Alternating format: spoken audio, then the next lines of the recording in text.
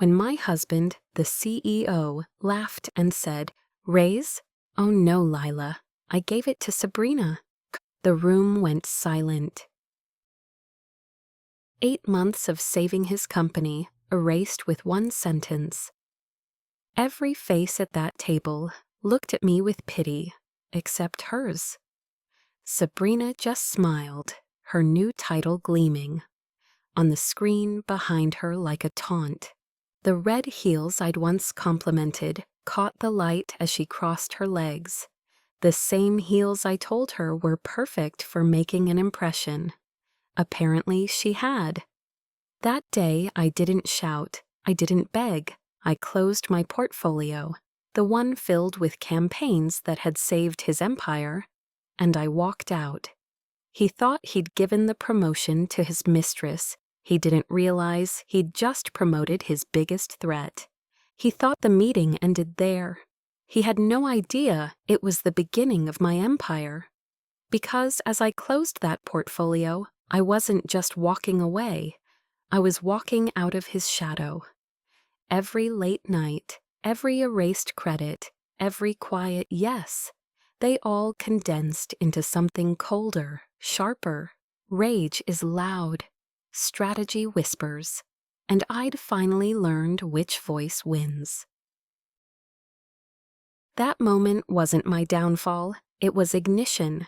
Because when he handed her my title, he also handed me the blueprint for his destruction. I didn't flinch. I didn't speak. I just closed my folder and stood tall, my silence sharper than any insult I could have thrown. They thought humiliation would break me, but silence has power when it's fueled by calculation. Because while they were celebrating their betrayal, I was already planning their audit. My desk sat in the far corner of the marketing floor. Small, practical, invisible. Funny how they always give the real workers the smallest spaces. Ethan stood waiting, tablet in hand, his voice tight. "Lila, the Concord account needs final approval before—" "Give it to Sabrina," I said. He blinked. "But she doesn't know the client." "She will?" I started packing. 1 orchid, 2 photos, 3 years of unpaid overtime. The coffee mug that read "World's Best Multitasker" caught my reflection in the glass divider. Calm, steady, unrecognizable. Ethan hesitated, eyes full of that dangerous thing called faith. He still believed good work protected good people. I used to believe that too. "Then she'd better learn quickly," I said, closing the drawer on everything I'd built. As I walked past the glass office that used to sit empty, Sabrina's laughter carried down the hall, bright, careless, expensive. It wasn't anger I felt, it was clarity. They thought I was walking out defeated. But you can't lose what you've already decided to rebuild, because every empire that betrays its builder eventually collapses from the inside. The drive home took 17 minutes, 17 red lights, 17 reminders of everything I'd built and everything they'd stolen. The house looked the same as always: polished floors, curated art, a kitchen still waiting for the renovation that Ray's was supposed to fund. I set the box of my belongings on the dining table, the sound echoing through the silence like a period at the end of a long sentence. Daniel's home office door was half open. Inside, the Concord account sat on his desk, the contract I'd saved from collapse. The margins were filled with handwriting, not his sharp, calculated scrawl. Curved letters, loops and flourishes, Sabrina's. Her notes traced over my strategies, my client insights, my words. Proof of an affair, written in ink and arrogance. I didn't need more. Every flourish was a confession, every correction a signature on my erasure.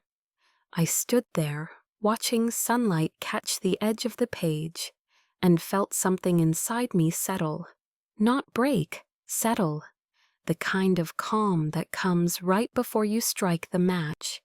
He didn't just betray me at work, he brought the evidence home. Every note she wrote was another spark against the fuse. I closed the file gently, as if tucking a body under a sheet. The air in that office was heavy with ghosts of late nights, shared dreams, and promises rewritten in another woman's hand. For a moment, I almost pitied him. Almost, because when he laid that contract on his desk, he didn't just bring home the evidence, he handed me the match, and by morning I'd know exactly where to strike it. Because when I walked out of that office, I wasn't leaving in defeat. I was walking straight into the beginning of their end. I didn't sit down. I couldn't. The air in that house felt heavier than it had in years. Like every lie Daniel ever told was still hanging there, unspoken but present. The contract on his desk stayed open, Sabrina's looping handwriting, staring back at me like a signature on my own erasure. I closed it carefully, as if sealing evidence at a crime scene. Then I opened my laptop, not for emails, not for job listings, for names, dates, passwords. Every client I'd rescued, every system I'd built, every file they depended on but barely understood. The cursor blinked on the blank document, waiting. I started typing, not a resignation letter, a blueprint, because revenge doesn't start with rage. It starts with information and patience. That night, I stopped being Daniel's employee or his wife. I became the architect of his collapse, because the same systems I built to make him powerful were about to make me unstoppable. The front door opened at 6:47, right on schedule. Daniel's keys hit the ceramic bowl by the entrance, the same familiar clink that used to mean home. Now it just meant habit. He loosened his tie as he walked into the kitchen, the scent of his cologne cutting through the silence. The one I'd bought him for Christmas, confidence in a bottle. Now it just smelled like deceit. "Hey," he said, casual. "What's for dinner?" I set the knife down carefully on the cutting board. "We need to talk about today." He sighed, the kind of sigh that turns women into villains. "Lila, don't start. The board made the decision. Promoting my wife didn't look good. The board didn't make that decision," I said. "You did, and you trained her for my job while I rehearsed my presentation in our kitchen." He took a sip of his beer, avoiding my eyes. "This is what's best for the company." For a moment, I just looked at him, the man who'd turned my trust into his strategy. Then I smiled, calm and razor-edged. "You're right," I said softly. "It's good business." "For me, too." He walked into that kitchen thinking he'd silenced me. But silence is just the sound strategy makes before it speaks. Because by the time he realized what I was building, dinner would be the least of his worries. The doorbell rang at 7:12, sharp, persistent. Daniel didn't move. I wiped my hands on a dish towel and went to answer it. When I opened the door, Sabrina stood there, red heels traded for white sneakers, power suit replaced with designer athleisure that probably cost more than my month's salary. She smiled, that perfect polished PR smile. "Hi, Lila. I hope I'm not interrupting dinner." Behind me, I heard Daniel's footsteps pause. "Sabrina," he said, voice suddenly cautious. She held up his laptop. "You left this at the office. You said you needed it for tomorrow's presentation." Her fingers brushed his when he took it, practiced, familiar, intimate in all the ways they thought no one noticed. "Thanks," he said, clearing his throat. "No problem," she replied lightly. "Oh, should I use Lila's campaign deck for the client meeting, or start something fresh?" "Something fresh," Daniel said without hesitation. We need new perspective. Sabrina nodded, eyes flicking to me like punctuation. I'm sure you understand, Lila. It's what's best for everyone, I smiled. That same corporate smile I'd worn in every boardroom. Controlled, measured, deadly. Of course, Sabrina, I said evenly. I understand perfectly. She walked into my house, thinking she was delivering a laptop.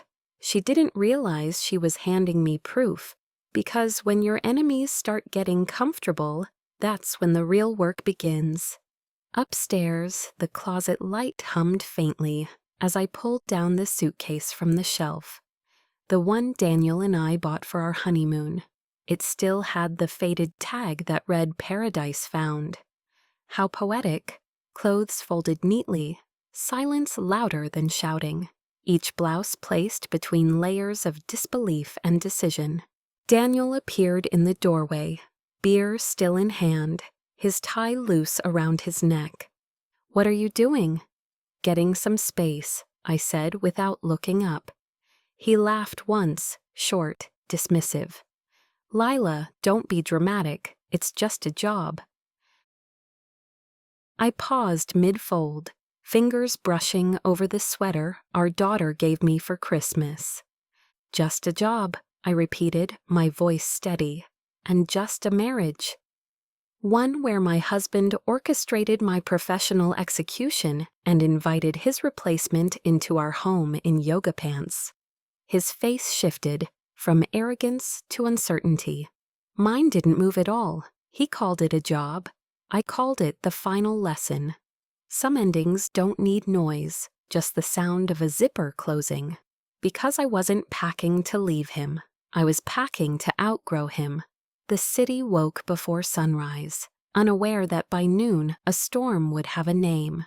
I hit send, no fireworks, no music, just a quiet click, the kind of sound that ends one empire and begins another.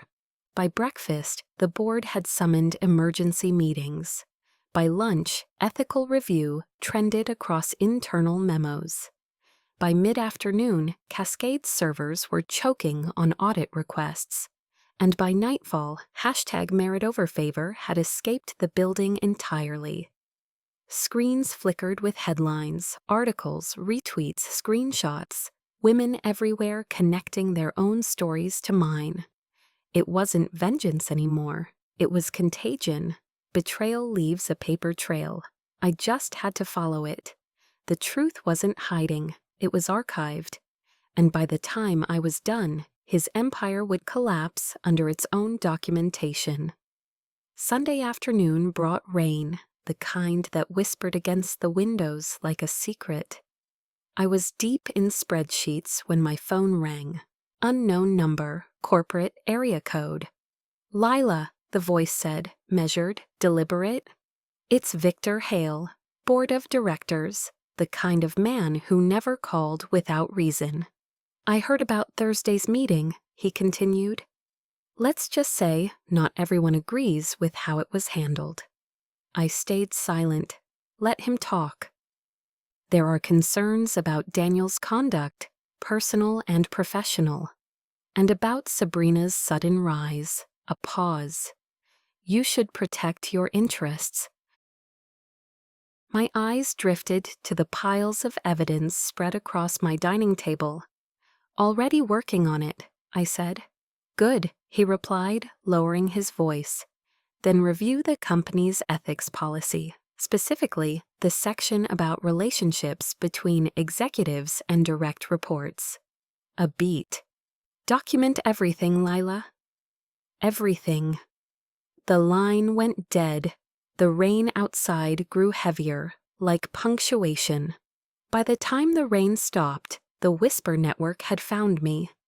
One woman handed me financials, profit reports polished until they gleamed with fraud.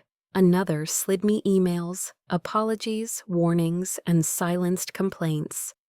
A third sent receipts, dinners, hotels, and client trips that were anything but. They were the ghosts of Daniel's history.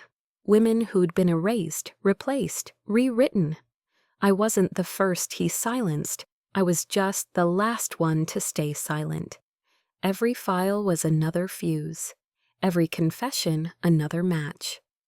By midnight, my dining table looked less like a home and more like an autopsy. Betrayal had patterns, and I was charting every one. When the board starts whispering, the fall has already begun. He thought the walls were protecting him. They were recording him. Because by the time those doors closed on Monday morning, the board wouldn't be asking if Daniel had crossed the line. They'd be asking how long ago. By Monday morning, I wasn't just collecting evidence. I was building an army. The coffee shop on Hawthorne was half empty, quiet enough that conversations disappeared into the hum of espresso machines. Rebecca Hale, former CFO, fired for restructuring, arrived first. Her handshake was firm, her smile brittle. I wondered how long it would take before someone else saw what was happening, she said, sliding into the booth. Daniel's pattern? I asked. She nodded. That's one word for it. She handed me a flash drive.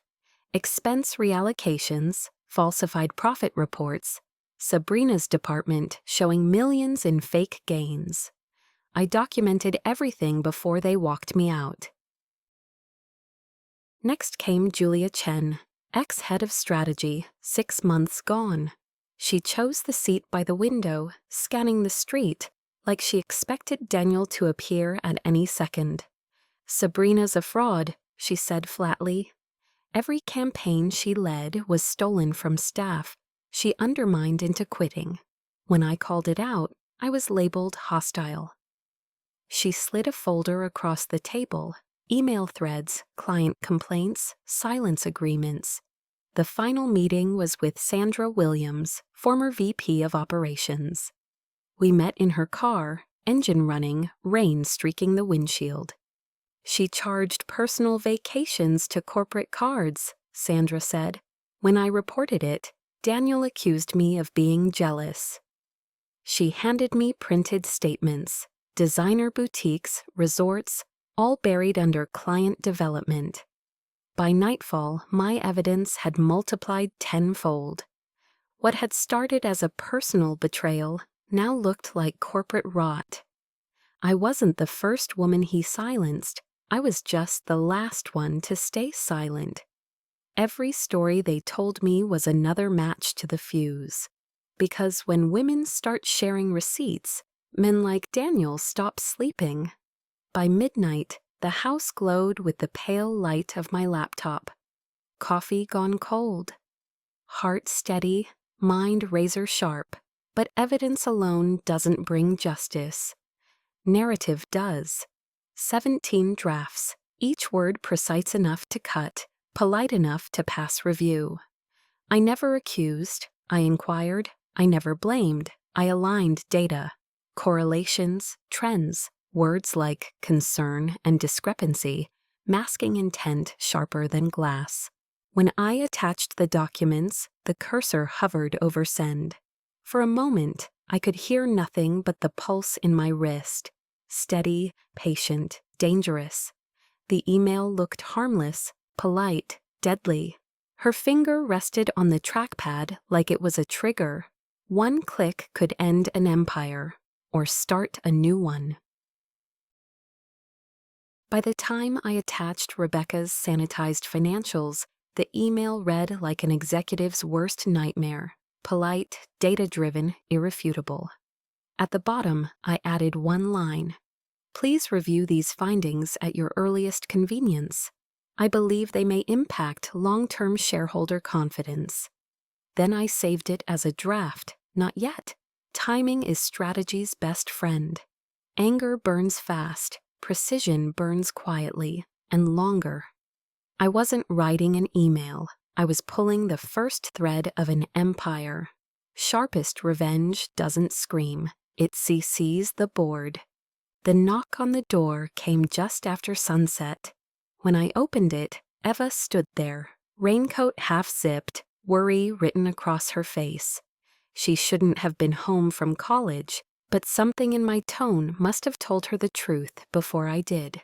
"Mom," she said softly, "what's going on?" The dining table behind me said it all. Files, laptops, spreadsheets, the anatomy of betrayal turned into architecture. She looked from the evidence to my face, and something in her eyes hardened. "Is Dad having an affair?"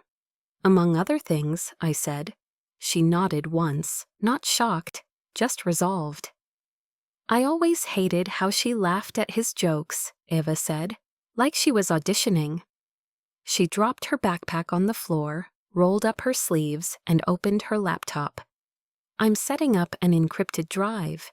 You need to back this up 3 times, local, cloud, and off-site. If you're going to war, Mom, you don't bring a sword. You bring a firewall." For hours, we worked side by side, mother and daughter, strategists in sync. When I glanced at her, I saw none of the uncertainty that had defined me at her age. Only focus, only fire.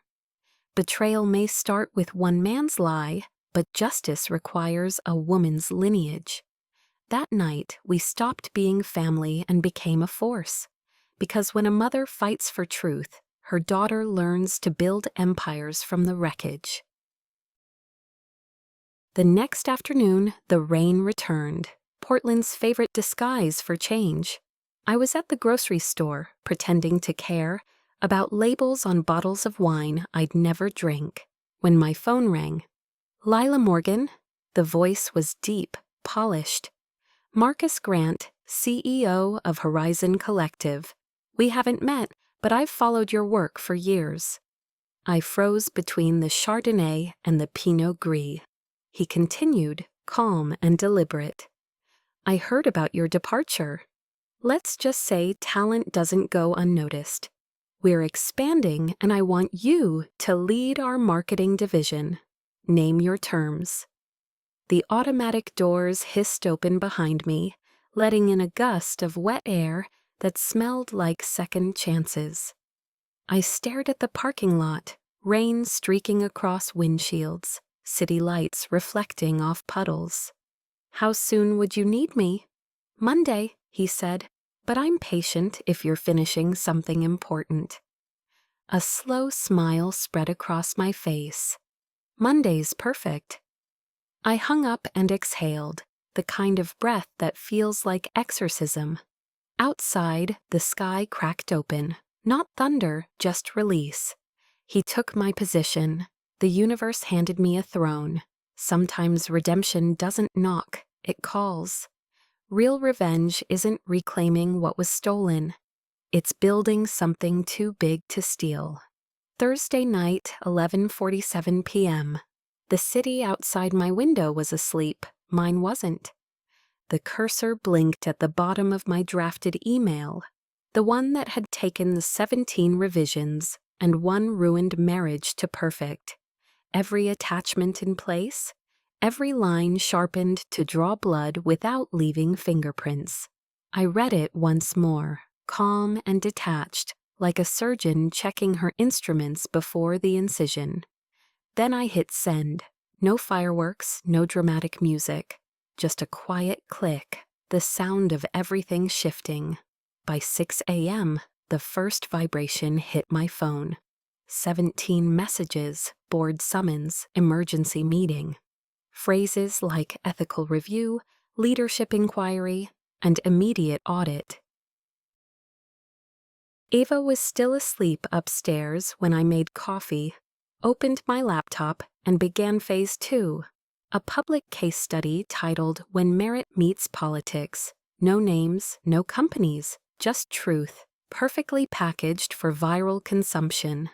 By noon, it was everywhere.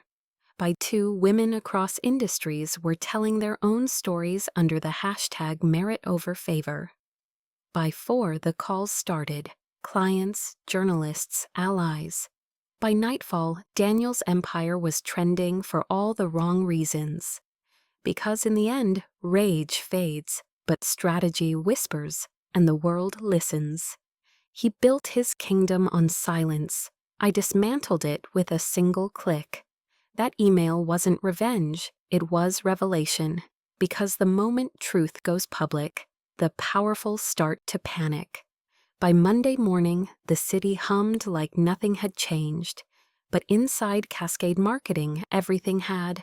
The boardroom doors were closed before sunrise. Security badges deactivated. Executives summoned without context. Timothy's texts started at 7:43 a.m. Emergency board meeting. Daniel looks pale. Sabrina's crying in the bathroom. Beth from HR's locked out of her account. What's happening? I smiled over my morning coffee. Just accountability, I whispered to no one. By 9 a.m., the whispers had reached every floor. Hazard lights in designer suits, reputations unraveling in real time. Then came the client calls, one after another. Concord Industries, Meridian Travel, Sterling Brands, all wanting to speak with Lila Morgan, not the imposter who replaced her. I didn't gloat. I documented every email, every panicked message, every proof of implosion. By the time Eva padded into the kitchen, half asleep, the world was already different. She leaned against the counter, scrolling through her phone. "Mom," she said, eyes wide, "you're trending." I looked up. # merit over favor, 500,000 posts. Women, professionals, entire teams sharing stories like mine. I stirred my coffee once, slow and steady. "Good," I said. "Let them talk." While they scrambled for damage control, I had control of the damage. They were trying to contain a fire I'd already mapped. Because true revenge isn't chaos, it's choreography. The front door opened at 6:27 p.m. I didn't look up right away. The sound of his footsteps used to mean comfort. Now it just meant consequence. His hand trembled against the counter, the same one that once wore our wedding ring like a seal of authority. The gesture that used to command rooms now barely held a coffee mug. Power has a sound when it slips. It's quiet, shaky, human. Daniel entered the kitchen like a storm that had already spent its fury. Suit wrinkled, tie loose, eyes hollow. "Lila," he said, voice cracking. "We need to talk." Eva was sitting at the counter, scrolling on her phone. "She stays," I said. "No more secrets in this house." He looked at us, the wife who outsmarted him, the daughter who saw through him, and finally understood what loss really looked like. He hesitated, then nodded, too tired to argue. "The board is conducting a full investigation," he said, collapsing into a chair. "3 clients pulled their contracts. You've destroyed everything we built." I turned from the sink, calm as glass. "Everything you built?" I said softly. "Daniel, I was the one who built it. You just signed your name on the invoices." He flinched. "I can fix this," he said. "I'll make you director again." "Sabrina's gone. You'll have everything you wanted." I opened a folder and slid it across the table. "Too late. I'm already director at Horizon Collective. Clients are following. The rest? They'll know soon enough." He stared at the documents, lips parted, color draining from his face. "You can't do that. The non-compete is invalid," I interrupted. "You violated company ethics policy the moment you promoted your mistress. My lawyers already confirmed it." He said nothing. There was nothing left to say. Ava stood beside me, hand steady on my shoulder. Her voice was quiet, sharp as glass. "Careful, Dad. You're talking to the woman who saved your company while you tried to bury her." Daniel looked at us, the wife who outsmarted him, the daughter who saw through him, and finally understood what loss really looked like. He built an empire on my silence. I dismantled it with my truth. In that kitchen, He realized the power he'd mocked now owned him. Because when you bury a woman like me, you'd better remember, I'm the one who wrote the blueprints for the ground you're standing on. The courier arrived at noon the next day, envelope in hand, divorce papers. I thanked him, closed the door, and placed them on my new dining table, smaller than the old one, but mine. Every word inside that envelope felt like punctuation, not an ending, a period between chapters. Daniel wanted a quick, quiet dissolution. He could keep the house, I'd keep my future. The prenup I'd insisted on, the one he'd called unromantic, now read like prophecy. My inheritance untouched, my assets protected. His stock worthless, justice poetic. For years I thought forgiveness was strength. Turns out, so is walking away without explaining. I signed every page with the same pen I'd used to write my resignation letter. The same ink, the same resolve. Eva leaned against the counter, watching me. "Do you regret any of it?" she asked. I looked up at her, my daughter, my ally, my proof that legacy can be rewritten. "Regret?" I said, smiling. "Only that I didn't see the truth sooner." She nodded, her eyes soft. "You didn't just survive, Mom," she said. "You reset the standard." Outside, the city pulsed with life. Cars, lights, rain. But for the first time in years, I wasn't surviving it. I was leading it. He signed the end of our marriage. I signed the beginning of my empire. Freedom doesn't always roar. Sometimes it just exhales. Because when you stop chasing closure, you start creating legacy. Monday morning broke clean and bright. The kind of light that feels like permission. The Horizon Collective Tower rose above the river like glass carved from resolve. 29 floors of possibility. Marcus met me in the lobby, hand extended, smile genuine. "Welcome home, Lila." My new office was everything the last one wasn't. Open, warm, expansive. Floor-to-ceiling windows framing the skyline, sunlight pouring across polished wood and quiet ambition. On the desk sat a nameplate, Lila Morgan, Director of Strategic Branding. No wife, no afterthought, just me. By noon, 3 of my former clients had officially transitioned to Horizon. By evening, 5 more were in negotiation. By week's end, the company's quarterly forecast had already shifted upward. When I opened my laptop that night, I saw the ripple effect.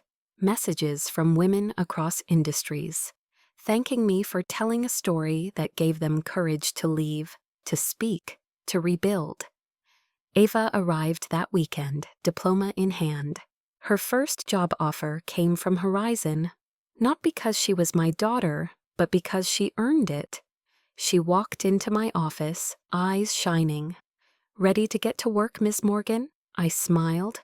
"Let's build something no one can take credit for but us." They once denied me a seat at the table. Now I own the building. Power isn't revenge, it's evolution. When the applause faded, what lingered wasn't noise, it was recognition. The kind that hums quietly between women who've been underestimated, replaced, and reborn.